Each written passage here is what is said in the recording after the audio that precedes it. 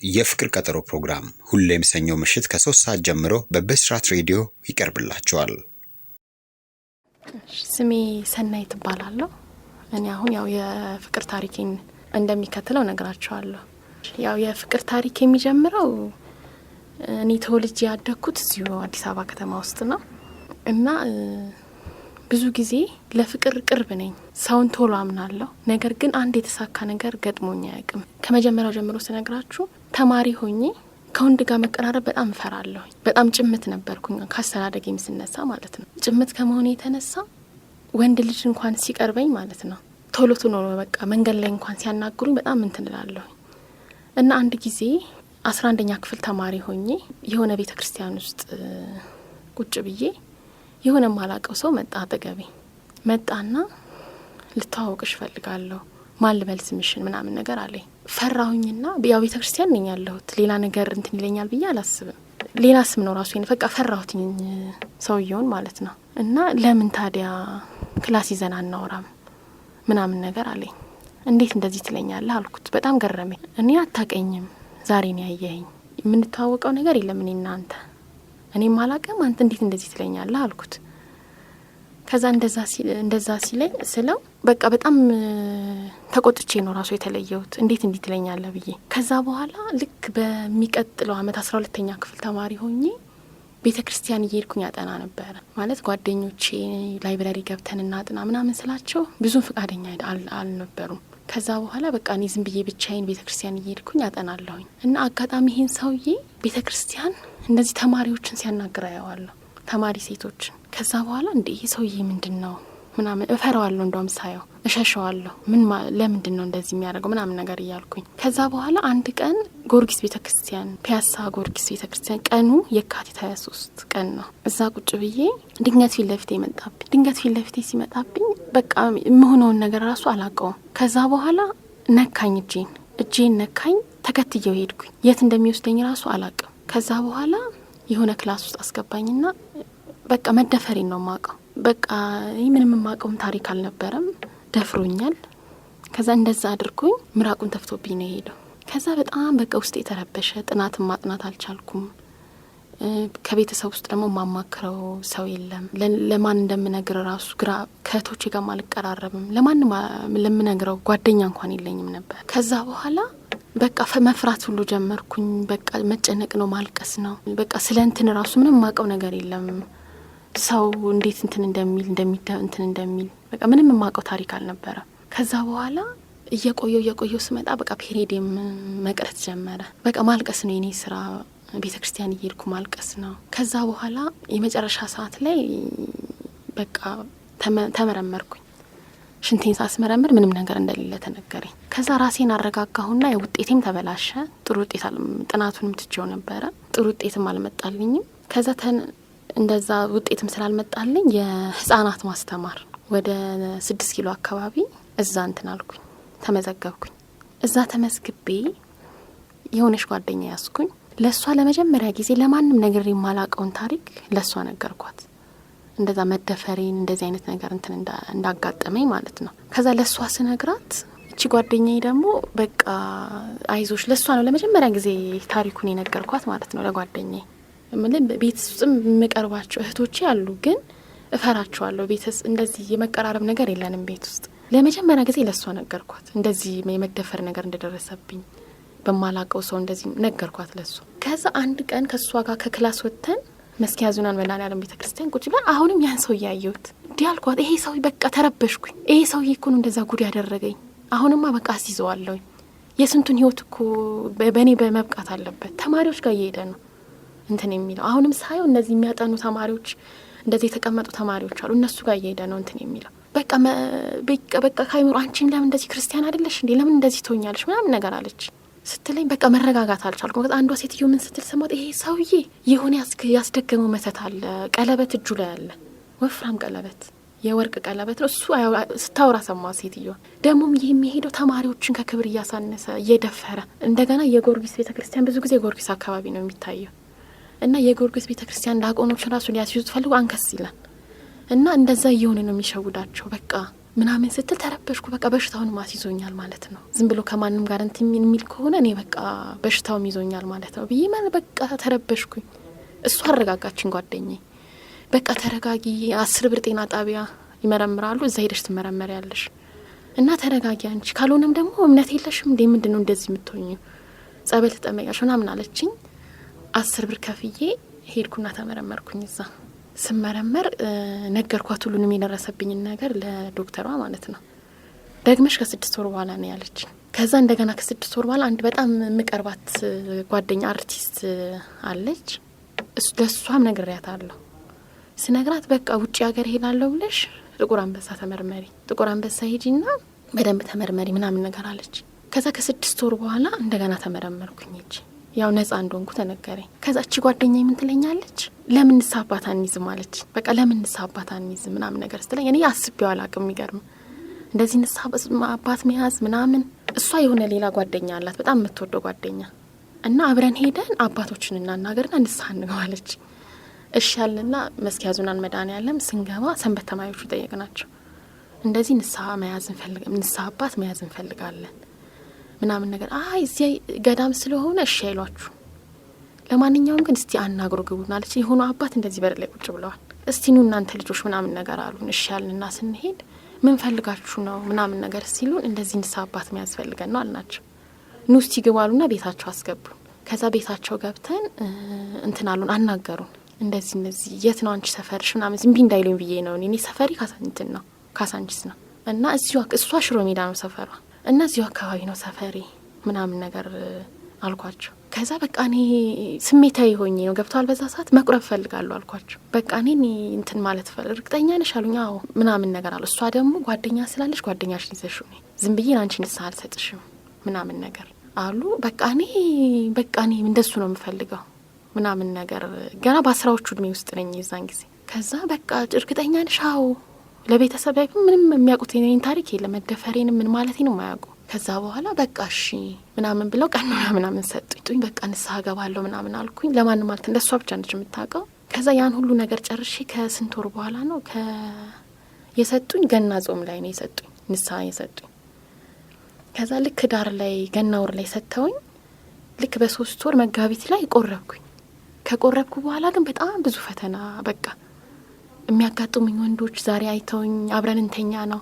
በቃ በጣም ብዙ ፈተና በዛብኝ ከዛ በኋላ ማለት ነው። ከዛ በቃ እንደዛም ሆኜ ግን በጣም በትግል ውስጥ ነበርኩኝ። በቃ በጣም ብዙ ፈተና ያው ለቁም ነገር ማለት ነው የሚፈልጉኝ፣ ያው በቃ ለዛሬ አዳር ማለት ነው። ከዛ ለሳቸው ስነግራቸው በቃ አይዞሽ በርቺ፣ እቤት ራሱ እየተደበቅኩ ነው እየሄድኩኝ የምቆርበው ማለት ነው።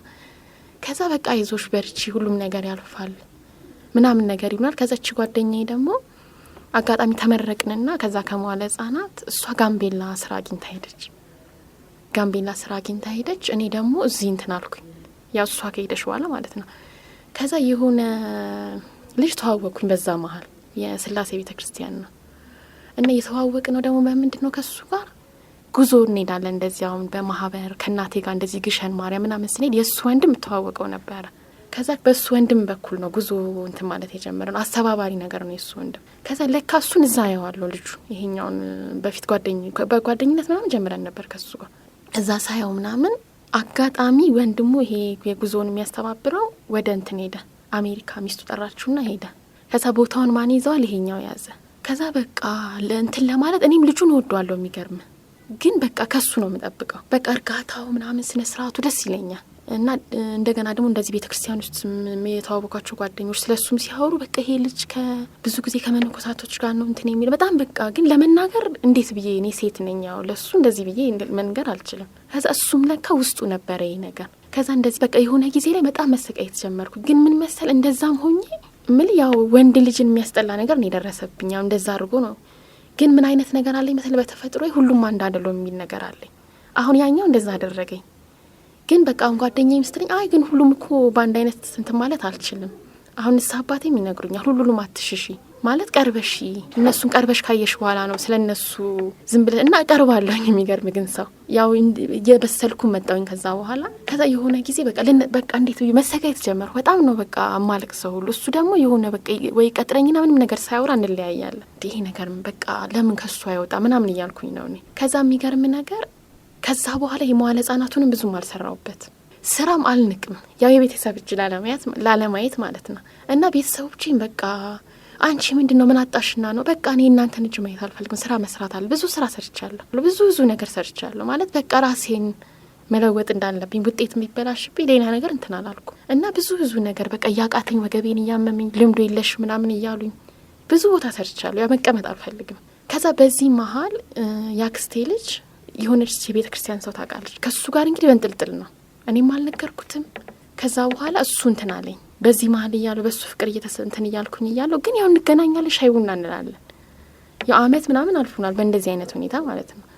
ግን ከሱ ምንም የሚወጣ ነገር የለም ከኔም ለምን እሱ እንትን አይልም የሚል አይነት ነገር ነው። ከዛ በዚህ መሃል እቺ ያክስቴ ልጅ የቤተ ክርስቲያን ሰው አለች እዚህ እሷ የምታውቃት ማለት ነው እና ልጇ ያለችው ሆላንድ ሀገር ነው። ሆላንድ ሀገር ፈረንጅ አግብታ ማለት ነው ሆላንዳዊ አግብታ ነው እና ከልጅነቷ ጀምሮ ሄዳ እንደዚህ ኢትዮጵያውያኖችን እየወሰደች እዛ ለአንድ አመት ምናምን ታሰራለች። ከዛ ለምን አጋጣሚ ነኝ ማለት ነው በቃ ለምን እዛ ሄደሽ አሰሪም ከሷ ጋር እናትየዋ ነች ያለቻት ከሷ ጋር ነው የምትተዋወቀው። እሷ በቃ ሰው ታጣለች የምትወስደው ሰው ታጣና አጋጣሚ እኔን እንትን ትለኛለች ሰው ስታጣ ማለት ነው። አንድ አመት ነው ግን ኮንትራቱ ትሄድና 1 አመት ነው የምትቆየው ከ1 አመት በላይ ያው ልጅ ስላላት ለልጅ ሞግዚት ለመሆን ነው። ከዛ በቃ አንቺን ልውሰድሽ ፕሮሰሱን ጀምሪ ትለኛለች። እሺ ልና ፕሮሰሱን ጀምራለሁ። ለ1 አመት ነው ኮንትራቱ። ክፍያውንም ነገረችኝ በዚህ ሀገር 3000 ብር ነው የሚከፈልሽ ብሩ ደግሞ የሚከፈልሽ እዚህ ከመጣሽ በኋላ ነው ምናምን ነገር አለች ስትለኝ እሺ ልና ያንን ፕሮሰስ ጀመርኩኝ። በ3 ወር አለቀልኝ ፕሮሰሱ ሁሉንም ምርመራ ምናምን ነገር አድርጌ ሲሄድ እንግዲህ ከዚህ ተነገረኝ ልጅ እንዳለ ራሱ አልተነገረኝም ህፃን ልጅ ገና እሷ ለካ እርጉዝ ነበረች ሴትዮዋ። ከዛ ከዚህ ሲሄድ በቃ ትሄጂና አንዳንድ የቤት ስራዎችን ነው የምትሰሪው የ4 አመት ልጅ አለ እሱን እንትን ማለት ነው እሱን ያው ማስጠናት ነው ያለች። ከዚህ ሲሄድ ግን የጠበቀኝ ነገር ያ ለሱ በንጥልጥል ነው ሄድኩት ከልጁ ጋር እንደዋወላለን ምን እንላለን ቤተሰቦችን የሆነ ግልጽ አይደለም ልጁ። ከዛ በቃ መሄጃ ይደረሰ እኔም ሳልነግረው እሱም እንትን ሳይል ከዛ ነገርኩት መሄጃዬ ጥቅምት 9 ነው ሄድኩት የዛሬ 4 አመት እንደዚህ በቃ ልሄድ ነው ምናምን ነገር ስለ በቃ በጣም ቆጮ የምነግርሽ ነገር ግን ነበረ ምናምን ነገር አለኝ። ያ ሁሉ ነገር ከዚህ ተነግሮኛል ስልክ መደወል እንደማልችል ከሰው ጋር መገናኘትም እንደማልችል 1 አመት ነው ኮንትራትሽን ጨርሰሽ ትመጫለሽ ብላ ነው የወሰደች። እሺ አልኩኝና እዛ ሲሄድ ግን የጠበቀኝ ነገር ሌላ ነው የተባልኩትኝ ልጅ ታስጠኛለሽ አንዳንድ የብንትን ስራዎችን ትሰሪያለሽ ማለት አንዳንድ ስራዎችን ትሰሪያለሽ የቤት ስራዎች ማለት ነው።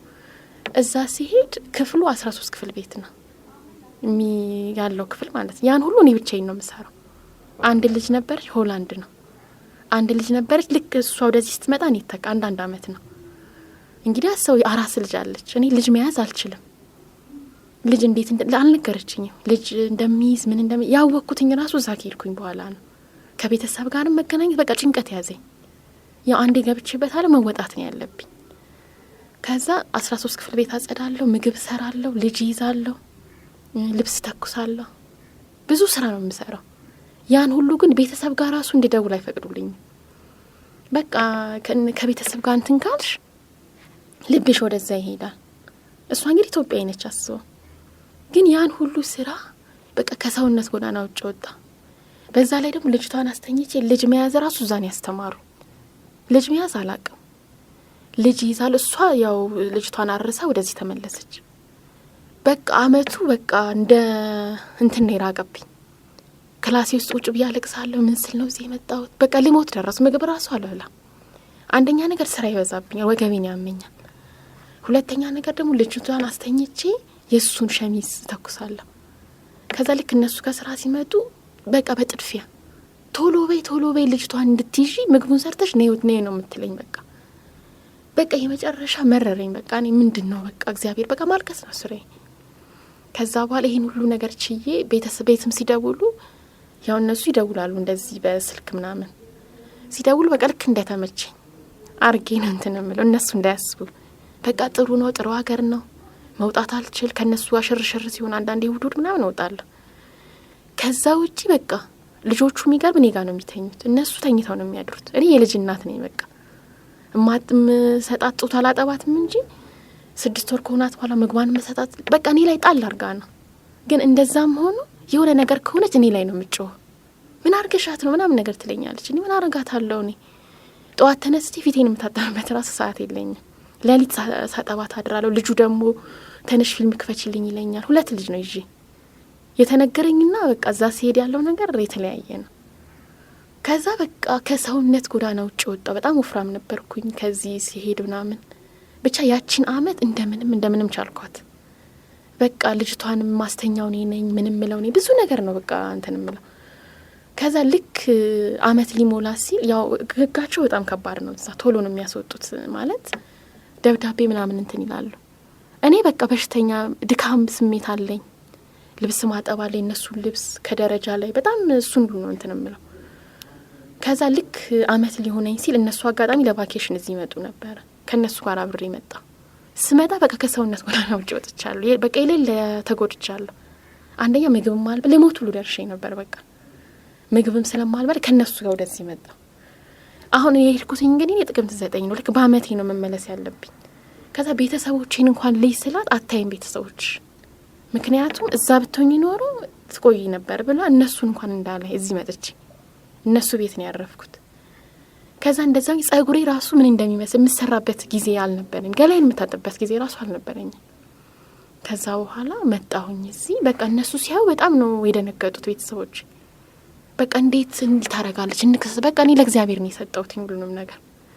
አሁን ልክ እኔ በጣም አልቅሼባታለሁ። ይሄን ሁሉ ግፍ ማለት ነው ያን ሁሉ ስራ ያን ሁሉ ነገር ምግብ ራሱ እንደዚህ ትበያለሽ እንደዚህ ምናምን ነገር ብላኝ አታውቅም። ከዛ እዚህ ከመጣሁ በኋላ በጣም ደነገጡ እነሱ። እንዴት እኛ ምንን ሰተናት እንዴት ታረጋለች ምናምን ስትል በቃ እኔ ለእግዚአብሔር ሰጥቼዋለሁ ምናምን ብዬ መጣሁኝ እዚህ። አሁን እዚህ መጣሁና እንግዲህ ተሰጠኝ 36,000 ብር ነው የሚሆነው ለአንድ አመት ማለት ያን ሁሉ ስራ ሰርቼ በዚህ ሀገር 3,000 ብር ነው የተከፈለኝ። ጨምራ 4,000 ብር ጨምራ 40,000 ብር ሰጠች። ያንን ብር ይዤ በቃ እንትን ቦታም ስላለ ግቢያችን ውስጥ እንትን ጀመር። ልክ ግን እኔ እንደዛ ከሆንኩኝ በኋላ ሌላ የምትሄድ ልጅ ከኔ የምትተካ ማለት ነው። የሷ ተበላሸባት። ኤምባሲ ራሱ ገብተ የሆነ የትውልድ ቀን ራሱ ከተሳሳተ አይነቱን ቪዛ። ከዛ ያችን የኔን እንባ ደግሞ ለሷ አሳያት እግዚአብሔር። ያችን ያን ሁሉ አመት የተጎዳውትም ማለት ነው። ከዛ በኋላ በቃ ተዘጋጋውኝ ከሷ ጋር ማናገርም አልፈለኩም። ያን ሁሉ ነገር እንትን ብላኛለች።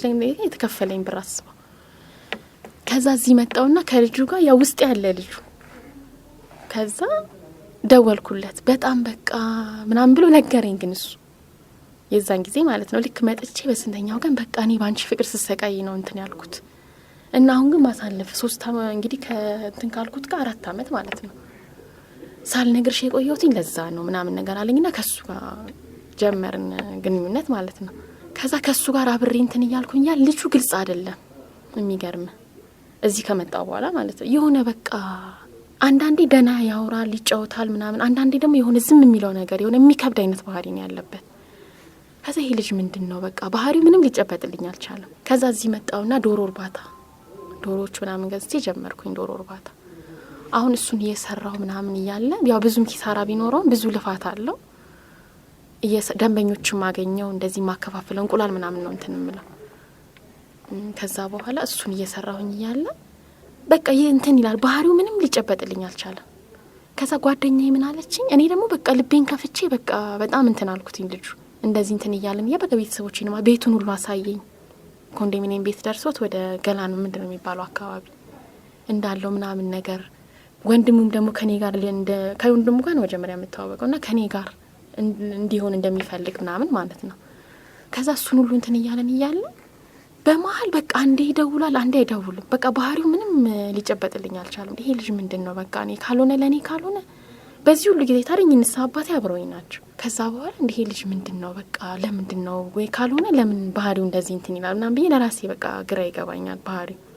ከዛ እሱንም እየሰራው ምናምን ከሰርኩኝ ዶሮውን በቃ ክስርስር አልኩኝ። በዛ ላይ ይሞታሉ ግማሾቹ በቃ ክስርስር አልኩኝ መጨረሻ። ከዛ ስከስር ያን ተውኩኝና በቃ ዶሮቹን የቀሩትን ሸጥኳቸው። ኪሳራ ውስጥ ወደኩኝ። ምክንያት በሽታ ሲገባ ያው መሞት ምናምን ማለቅ ጀመሩ። ከሰርኩኝ። ከዛ ስከስር እሱን ሸጥኩኝና እንቁላል ማከፋፈል ጀመርኩኝ። እንቁላል ደንበኞች ምናምን አገኘው። ከዚህ ከቀጨኔ የሚያረቡ ልጆች አሉ። ከነሱ ጋር ተዋወቅኩኝና ለዚህ ጎረቤት ነው ያስተዋወቀኝ። እንቁላል እያመጣው ማስረከብ ብዙ ደንበኞች እንደውም እሱ ትንሽ ሻላለ እሱን እየሰራው እያለ በመሃል ጥፍት አለ። የሚገርም ነገር ጠፋ። ይሄ ልጅ ምንድነው? ስደውልም እንትን አይልም አያነሳም ስልኩን። በቃ ጥፍት አለ። እኔም እንትን እላለሁ። ከዛ እሱን የሚያቀው ምቀርበው ልጅ አለ እኔ ስላሴ ማለት ከልጁ ጋር ሌላ ግንኙነት የለንም። እንደዚሁ በቤተ ክርስቲያን እሱ ባለ ትዳር የልጅ አባት ነው እና ዝም ብለን እንደዚህ በቤተ ክርስቲያን ነው የሱ ጓደኛ ነው ግን ከዛ ጓደኛዬ ምን አለችኝ? ይሄን ልጅ ግን ከብዙ ሴቶች ጋር አየዋለሁ ምንድነው አለች ስትለኝ እንዴት አልኳት። እኔ እንጃ ብቻ ከብዙ ሴቶች ጋር አየዋለሁ እንዴት እንደሆነ አላቅም ምናምን ነገር አለችኝ። አይ በቃ እንደሱም ከሆነ አልኩኝና በቃ ለምን ይሄኛውን ልጁን አላማክረውም አልኩኝ። ለምን እሱን አላማክረው ምናምን ነገር አልኩኝና እንደዚህ ናም ብዬ አማከርኩት። እሱን ሳማከር እኔ አለ አንቺን እንደ እህቴ ነው ማይሻለኝ። እሱ አለ ሌላ ልጅ እዚህ ስላሴ አካባቢ እንግዲህ አንገቱን የነፋ አድርጎ ነው እኔ ራሴ በቃ እርጋታው ምናምን ነው የሳበኝ ራሱ እና እዚህ ስላሴ ጀርባ አካባቢ አንዷን ልጅ በቃ አገባሻለሁ ብሎ ስንት ነገር ሆናለት ነው የካዳት ልቧን ሰብሮ አልፈልግሽም ያላት። ስለዚህ አቁሚ ከሱ ጋር አለ ሲለኝ ጊዜ በቃ ይሄ ነገር ወይ የቅናት ይሁን የሱ ምናምን ብዬ እንትን ማለት ጀመርኩኝ ወይ የሰው ወሬ ይሁን ምናምን ብዬ እንትን ማለት ጀመርኩኝ። ከዛ ግድ የለሽም በቃ እኔ እሱ ነው የነገረኝ ብለሽ እንዳትይዋለኝ። ግን ልጁ በጣም በቃ ዱርዬ ልጅ ነው እንደዚህ እንደምታየው አይደለም ህይወትሽን እንዳያበላሽው ምናምን ነገር ትቼው ከዛ በኋላ መደወል ጀመረ ራሱ ማለት ነው። ምንም አላልኩትም እኔ። ከዛ ቆይ እስቲ በርጋታ ሌላ ነገር ሲጠይቀኝ እምቢ እያልኩኝ ማለት ነው። እንደውም ሌላ ግንኙነት እንድናረግ ምናምን ሁሉ ይጠይቀኛል። የሚገርም ሲጠይቀኝ አንተ እኮ ዳቆን ነው እለዋለሁ እኔ ያው ገድብበታለሁ። አንተ ዳቆን ነው የቤተ ክርስቲያን አገልጋይ ነህ እና እንዴት እንደዚህ አይነት ጥያቄ ይጠይቀኛል ማለት ከኔ ጋር ግንኙነት አድርገ እንዴት ውስጥ ገብተህ ትቀድሳለህ? ይሄ እኮ ምን ማለት ነው? እዛ መንበሩ ላይ እንዴት እንትን ትላለህ? አንተ እንትን ማለት አልፈልግ በጣም አደገኛ ነሽ ይለኛል። እኔ አልተበገርኩለትም ገብቷል። ሁሌ ግን እንደዛ ሲልኝ እንደዛ ነው እኔ መልሴ።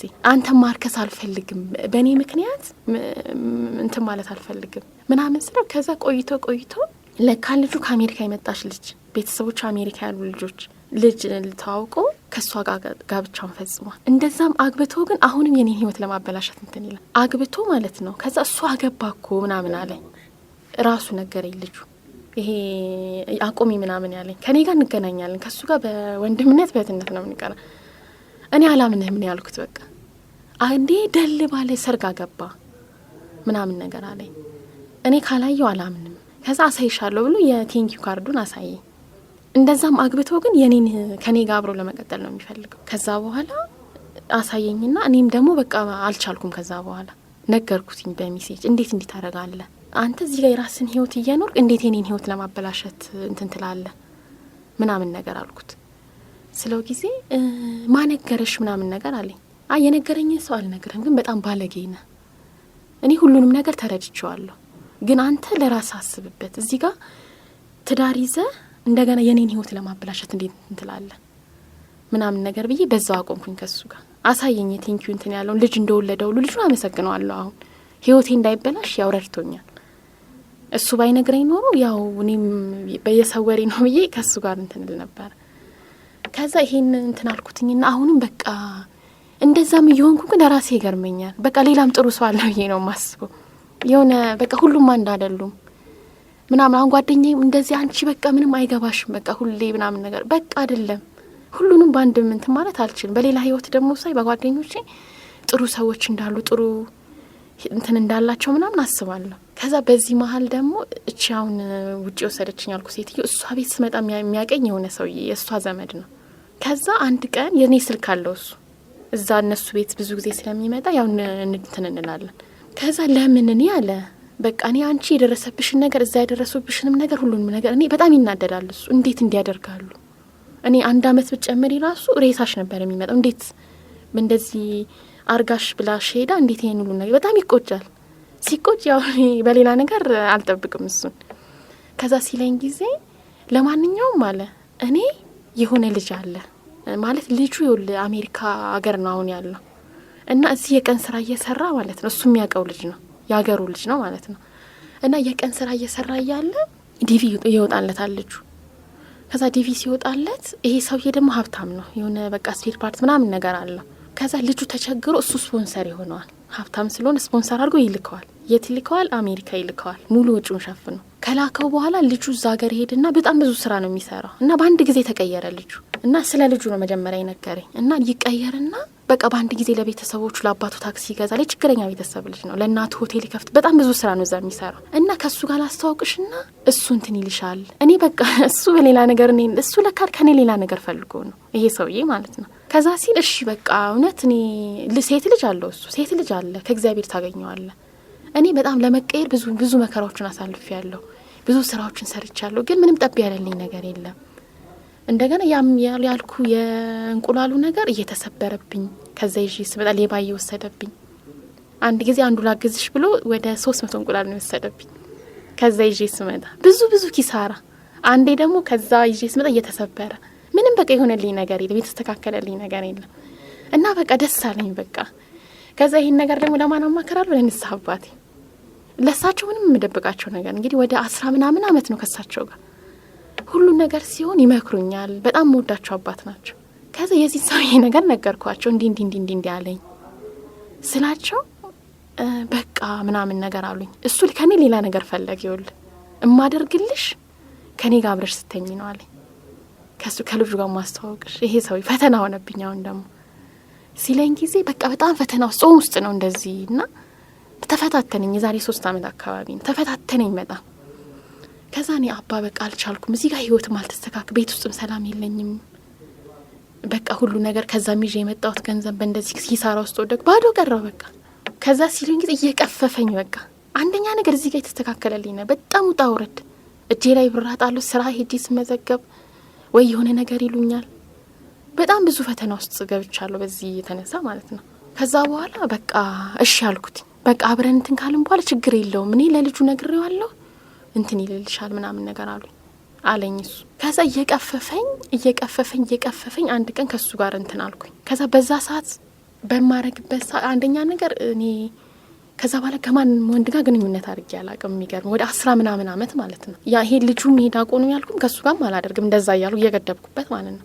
እና በዛ ሰዓት በጣም ያመኛል ከሱ ጋር ግንኙነት በማረግበት ሰዓት። ከዛ በኋላ በቃ እሳቸውም ደውሎ እንዴት ሆንሽ ምናምን ነገር አሉ። ይሄ በጣም አመም ስላቸው ጊዜ እሱ በቃ እኔማ ሀሳቡን ቀየረ። ከልጁ ጋር ራሱ ስልኩን ሁሉ እንደዋው በእንትን ይልልኝ ነበር፣ ግን ዘጋብኝ በቃ ሁሉንም ነገር ከሱ ጋር እንዳልገናኝ ማለት ነው። እንደዚህ አይነት ነገር ውስጥ ከከተቱኝ በኋላ እርሶም እንደገና እንደዚህ እንትን ይሉኛል አልኳቸው ምናምን ብዬ ከሳቸው ጋርም ተቆራረጥኩኝ። ከዛ ከሳቸው ጋርም ተቆራረጥኩኝ። ይሄንንም ሰውዬ በዛው እንትን አልኩት እና በቃ ልክ ከዛ በኋላ እንትን ይል ነበር እሱ ይደውልና አሁንም ብዙ ጊዜ እንደዚህም እየቀጠርኩት ምናምን እንትን ብየዋለሁ። ይደውልና ለምን እንደዚህ በቃ ችግር የለውም ከኔ ጋር ለምን አብረን አንሆንም ጭራሽ ማለት ጀመረ። እንደዛ እንትን ካሉ በኋላ ከዛ በቃ አንደኛ ነገር ከሳቸው ጋርም ተቆራረጥኩኝ። ወንዶቹም ዛሬ አግኝተውኝ ዛሬ ተዋውቀን ስለኔ ማንነት ምንነት ሳያውቁ ክላስ እንያዝ በቃ ለቁም ነገር የሚፈልገኝ ሰው የለም ባጠቃላይ። ከዛ በቃ እሱንም እንትን አልኩትኝ። ከሳቸው ጋርም ተራረኩኝ። ከዛ ሌላ ጓደኛ ደግሞ አለች። እሷ ከሷ ጋር ደግሞ እንደዚህ እኛ ግቢ ተከራይታ ትኖር ነበር። በዛ የተነሳ ነው ከዛ የሷ ባል ማለት ነው የጓደኛዬ ባል በቃ ለነሱ ምንም የነገርኳቸው ነገር የለም እና እንደዚህ በቃ እሳቸው ወደ ውጭ ሲሄዱ ምናምን ብዬ ምንም ነገር ስለሳቸው ማውራት አልፈለኩም። እሳቸውን ተውኩኝና ይሄ የጓደኛዬ ባል እሳችን ሌላ አባት የበአታ ቤተክርስቲያን እንደዚህ ያገናኘኛል። እሳቸው በቃ እንደዚህ ሲነግራቸው በጣም አዘኑ። እንደዚህ አይነት ነገር ውስጥ ከተውሻሉ። አዎ እንዲህ ያለንስ አባት ደግሞ መኖር አይቻልም። ማንኛውንም በምድር ላይ የምንሰራውን ኃጢአት ለነሱ መንገር አለብን። ከዛ አዘኑ በጣም እንዴት እንዲያደርጋሉ ወረቀት ጽፈሽ ንገሪያቸው ይሄን ሰውዬም እንዳታገኙ ካሁን በኋላ ቢያንስ እሳቸው ህይወትሽ እንዲስተካከልማ እግዚአብሔርን ነው መለመን ያለብሽ ምናምን ነገር ይሉኝና በቃ ከሳቸው ጋር እንትን አልኩኛ። እኛውን ተውኳቸው በወረቀት ጽፌ ነግሬ። ከዛ እቺ ራሱ በሳቸው እድሜ ያለሽ ጓደኛዬ ነች። 10 ምናምን አመት አብረን እኛ ግቢ ተከራይታ በዛ ነው የተቀራረብነው እና እሷ ደግሞ በቃ እኔ ከዛ በኋላ ልነግር አልችልም። በቃ የሚያስጠላ ህይወት ነው። በቃ አንድ ለቁም ነገር አንድ ተሳስቶ ሳያቸው በቃ ሞራል የሚነካ ነገር ለምን ክላስ አንይዝም ለምን ልክ እንደዛ ነው የሚሉት ሁሉ በነገር ራሱ እኔ ከ30 በላይ ይሆናሉ የምትዋወቃቸው በየቀኑ በስልክ እንኳን እንደው አጋጣሚ በስልክ እንኳን ተዋወቀ ሳያቁኝ ይሄ እግዚአብሔር ነው ምን ለምን ዛሬ ነገ አብረን እናድራለን ገና ሳያዩኝ ማለት ነው አብረን እናድራለን ነው የሚሉት። በቃ ይሄ ነገር ምንድነው ጸልያለሁ ምናምን ለሳቸውም ስነግራቸው በቃ አንቺ ጸልይ በእንደዚህ አይነት ነገር ነው የምፈተነው። እዚህ ጋር ያው ሰውነ እንደገና የቤተሰብ ነገር አለ። ጓደኞቼ አብረውኝ የተማሩ ልጆች አግብተው ወልደው እንደዚህ አይነት ነገር ሳይ እንትን እላለሁ እኔ በቃ ለምንድን ነው ቢያንስ በቃ ስለ ነገ የሚያስብ ሰው አላገኝም ጭራሽ። ከዛ በኋላ በእንደዚህ አይነት ሁኔታ ውስጥ እያለ እቺ ጓደኛ በጣም ነው ማምናት።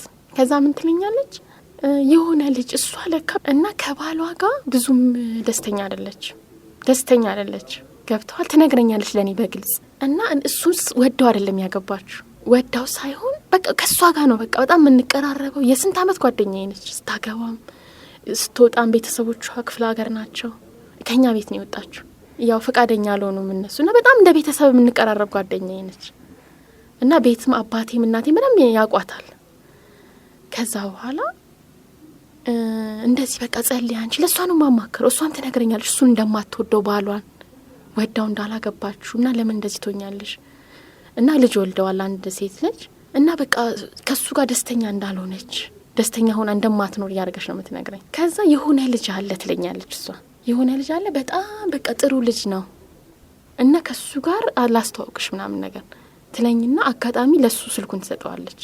ከዛ ከልጁ ጋር በኋላ ነው ታሪኩን የምሰማው። ይሄ ነገር የሆነው ባለፈው አመት ላይ ነው። ከዛ በኋላ ከልጁ ጋር ለካሷ ትዳር የለኝም ብላ ከሱ ጋር ትማግጣለች። ከልጁ ጋር ትዳር የለኝም ብላ ነው ለሱ የነገረችው። ግን የሱ ሀሳብ ምን መሰለ ልጁን ስለምትወደው ከኔ ጋር ታስተዋውቀውና ልክ ከኔ ጋር ከሱ ጋር እንጋባይል እኔ ቤት እየመጣች የኔን ህይወት ትበጠብጥ ነው ሀሳቡ። ያው እሱን እንዳታጣው አይነት ነገር ሌላ ሰው ቢያገባ እሱ በምን ታገኘዋለች? እሱ ግን ምንድነው ከኔ ጋር በቃ እንትን እንዲል ነው ሀሳቧ እሱ።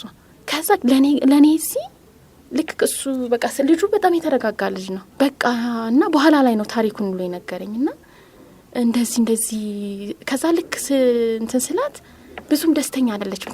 ተደወለልሽ ትለኛለች። ተገናኝተን ሁሉ ልጁ በጣም ስነ ስርዓት ያለው ልጅ ነው የቤተ ክርስቲያን ልጅ ነው ምናምን ስነ ስርዓት ያለው ነው። ከዛ የሆነ ግን ብዙም አትመኙ ካስተዋወቀችኝ ማለት ብዙም አትመኙ ግን ምን ማለት ነው ብዙም አትመኙ ማለት እየተገናኘን እኮ እያወራን ነው። እሱንም እንደገና ደግሞ ምን አለች የሆነ በቃ በመሃል ራሱ አስተዋውቃ ከዛ ግራ ገባኝና እስቲ አንድ ቀን እናውራ ምናምን ነገር አለኝ። የምነግርሽ ነገር አለ እኔ በጣም በቃ እንትን የሆነችብኝ ቅናት ነገር በቃ እንዴ ምንድነው ቆይ አላማዋ እኔም አልገባኝም አላማዋ።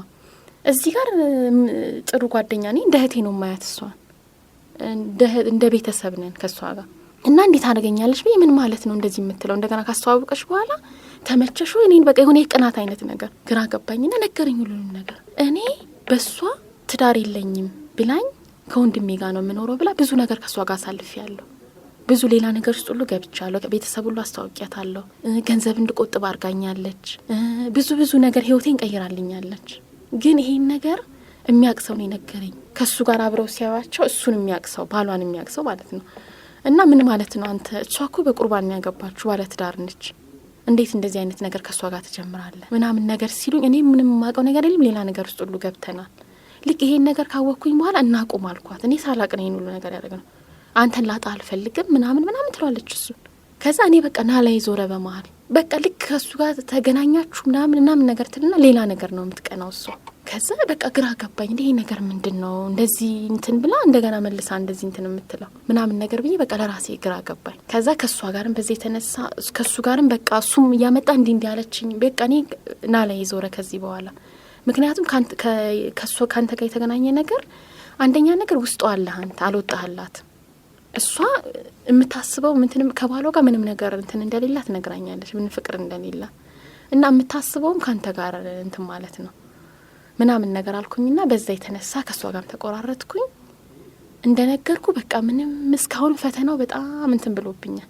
በቃ ብዙ ፈተናዎች ያው በሴት ልጅ ላይ ያለው ነገር ታውቀዋለህ ብዙ ነገር። አንደኛ ነገር ሰው እውነተኛ ፍቅር ሲያገኝ ነው ልቡም የሚረጋጋው እና በመንገድ ላይም እንደዚህ ቤተ ክርስቲያን ምሳሌን እያሉ ብዙ የምቀርባቸው ሰዎች አሉ። ግን ሌላ ነገር ነው ለፍቅር ቀጠሮ አድማጮች መክረው በቃ ታማኝነትና ታማኝ መሆን ማለት እንት አለመውላወልን በቃ ጠንካራ ማለት ብዙ ወንዶችም ቢሆን ብዙ እንደዚህ ባይጎዱ ሴቶች እኔ መጥፎ ወንዶች አሉ ማለት አይደለም። ግን አንዳንዴ በቃ የሆነ የማታለል ነገር አላችሁ እዚህ ጋር ቀድሞስ ለምንድነው ሌላ ጥያቄ የሚጠይቁት? አሁን እኮ አንደኛ ለትዳር የሚፈልግ ሰው ቀድሞ ሌላ ጥያቄ ይጠይቅ። ያው እዛ ነገር ላይ ትንሽ አይቸኩንም ግን እኔ በቃ ምርር ያለኝ ነገር በቃ ዛሬ አይተውክ ዛሬ እንትን እንበል ነው በቃ እኔ ለራሴ ይገርመኛል። የፍቅር ቀጠሮ ፕሮግራም ሁሌም ሰኞ ምሽት ከ3 ሰዓት ጀምሮ በብስራት ሬዲዮ ይቀርብላችኋል።